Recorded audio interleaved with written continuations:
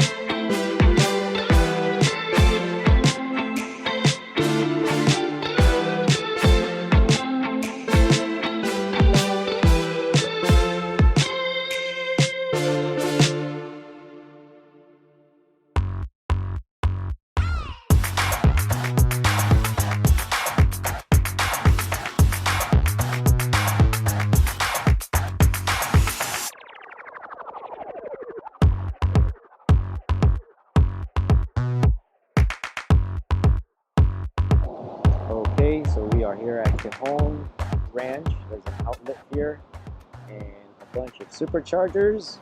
There are non-Tesla superchargers here, and there is like an Audi there, and on this side there is just a bunch of Tesla superchargers. Shout out to Jane, because she was here yesterday during Black Friday and sent me a picture of the Cybertruck that she saw. I was hoping to find a Cybertruck here today, but no Cybertruck. So yeah, let me tell you a little story while we are charging the car.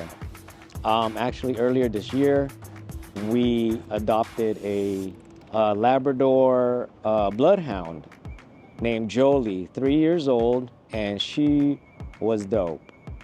And while she was with us, that's when I found out I was allergic to dogs, which was odd because growing up, we had Snowball, which she is a golden retriever Labrador. So I figured, okay, I've had labs in the past, I'm all good.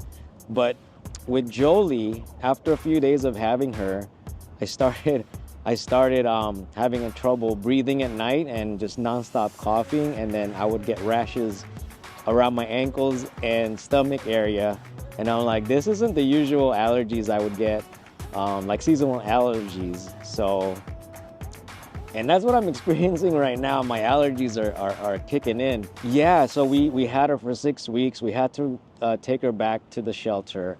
It's a no-kill shelter, so those are the shelters that I support and that we do business with. But we had to return her after 6 weeks, so I'm pretty bummed out. She was dope. She likes to just put her body on my leg just to know that I'm there. How can I be allergic to you, man? Freaking sucks. All right, ready? Ready? Go, dude, go.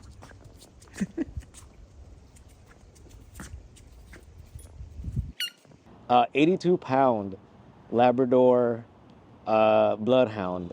She was dope, and I'm like really bummed.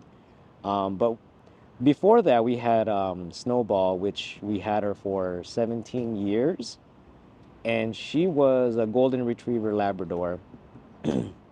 And after she passed away, it took many years before I, you know, wanted another dog, because that's one of the hard things about having pets is like when they're no longer with us, is it's hard to get used to them not being around anymore. So it took probably 10 plus years.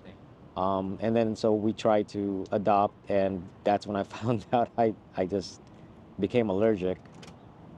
So then we got Yuki, and he is a mini poodle, but I've always wanted larger dogs. So we're going to Bakersfield to pick one up.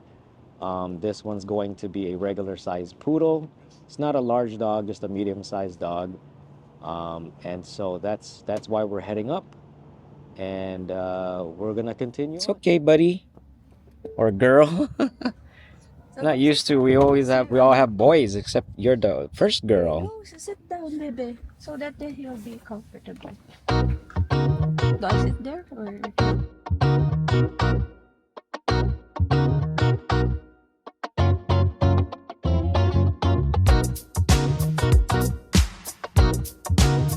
Okay, so we are here in Castaic. I'm not sure. Oh, there's a wait line here now. Holiday weekend, a lot of stuff. We got our poodle, and she's not used to being leashed, so we're just stretching our legs, and we're just charging here for a bit, 20 minutes or so. We don't have to charge because it said that we would arrive at the house at 4%. Yeah, I don't trust that, but we're just gonna fill up here a little bit, and then we're gonna continue on. But these charging stations, they're 250 kilowatts, and they're designed weird because where do you park, which side? So it's a bit confusing. But this is one of the smaller supercharging stations, but as you can see, there's already people lined up over there. So, but yeah, holiday weekend, y'all gotta be prepared to wait, because it's gonna be busy. A lot of people are on the roads right now. All right, we are home, and the two doggos are playing with each other, and it's windy again.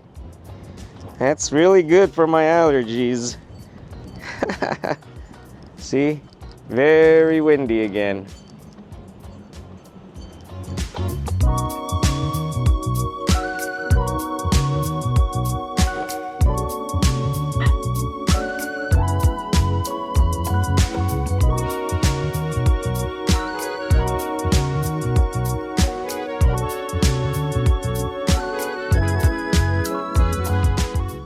Now for the trip data, we spent a total of $38.24.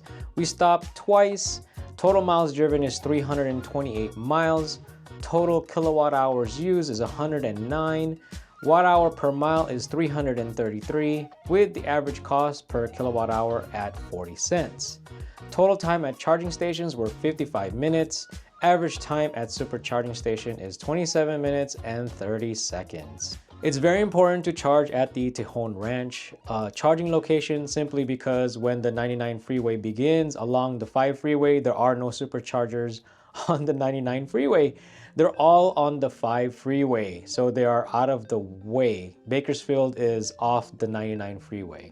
On the way back, we couldn't charge at the Tejon Supercharging location because it was full, all 76 of them. So bear in mind that this is a holiday weekend and it does get pretty busy. We were fortunate enough to find a spot at the Castaic Supercharger location. I think there was one available when we got there, but it's because it was way off to the side. No one realized where that available slot was. So there was a line that's starting to happen as soon as we got there. But when I drove by, it's like, hey, how come no one's here? So I just took it. Now that particular supercharging location, it does have places to eat, but you have to be a customer to use the restrooms. So just keep that in mind if you're gonna charge at the Castaic location. Once we reached the Pasadena area, the superchargers there were a lot more available. The trip wasn't too bad. I was a little bit tired because we did just drive back from Vegas the previous day. The charging stops do help a lot. That's why I don't mind them at all. But again, this kind of just shows availability during holiday weekends. It does get pretty bad, so plan accordingly. So hopefully this video just gives you an example of what to expect if you are traveling during a holiday weekend. Now keep in mind, the NACS North American charging standard hasn't been available to non-Tesla vehicles yet, but see how bad it gets. So it may get worse once non-Tesla vehicles have access to the Tesla Supercharging network. That's pretty much about it for this video. If you like the video, please like. If you haven't subscribed, please subscribe. And if you haven't checked out our Vegas trip during Thanksgiving week, please go check that out. And I'll see you on the next one. Thanks for watching.